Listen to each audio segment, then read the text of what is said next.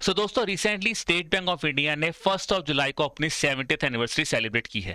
और state bank of India ना कि एक बैंक है, वो एक सिंबल है दोस्तों बैंकिंग सिस्टम का इंडिया में। इसीलिए बहुत ज़्यादा ऐसे बच्चे हैं जो कि स्टेट बैंक ऑफ इंडिया को अपना ड्रीम जॉब मानते हैं। अब आज के इस शॉर्ट में दोस्तों अगले 2 मिनट में जानेंगे कि स्टेट बैंक ऑफ इंडिया की कहानी क्या है, कैसे ये बैंक बना और क्या इसकी फाइंडिंग है इस साल के फाइनेंशियल ईयर 25 में, जो आपको पता होनी चाहिए। तो सबसे पहले बात करते हैं स्टेट बैंक ऑफ इंडिया के बनने की कहानी। तो अगर मैं बात करूं इंडिपेंडेंस से पहले दोस्तों, जब हमारे पास ईस्ट इंडिया कंपनी रूल करती थी तो उन्होंने 3 प्रेसिडेंसी बैंक्स बनाए थे। बैंक ऑफ कलकत्ता 1806 में, बैंक ऑफ बॉम्बे 1840 और बैंक ऑफ मद्रास 1843 में।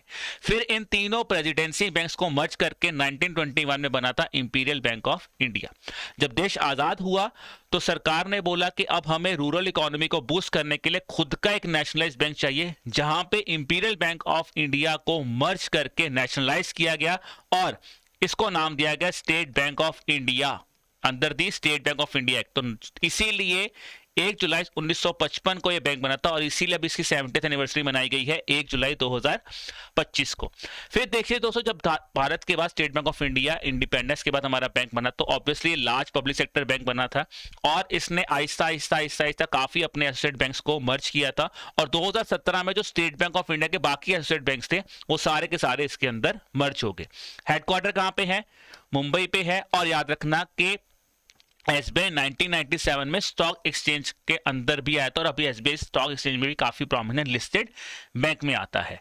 फिर हम बात करें कौन से टैगलाइन एसोसिएट करते हैं, तो टैगलाइन है जी bank of the common man, pure banking nothing else, the banker to every Indian, the nation banks on us, with you all the way and you can always bank on us. तो ये आपको पता होना चाहिए because SBI में आपसे ये चीजें पूछी जा सकती हैं। अब बात करते हैं कि क्या बताया गया है, तो बताया गया कि फाइनेंशियल ईयर 25 में एसबीआई ने नेट प्रॉफिट लिया अराउंड 70,901 करोड़ रुपए का, जो कि 16% इंक्रीज हुआ है पिछले साल से।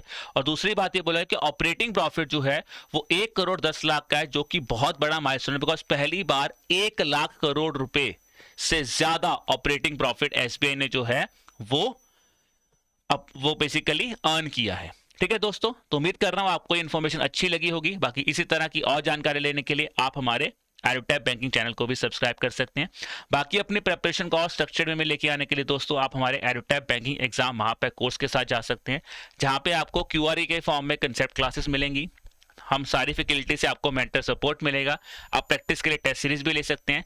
उसके लिए आपको हमारी वेबसाइट www.edutap.in पे जाना है या फिर एडुटैप लर्निंग सॉल्यूशन के प्ले स्टोर ऐप पे जाके भी आप इसके बारे में जानकारी ले सकते हैं। ठीक है दोस्तों, चलो बाय बाय।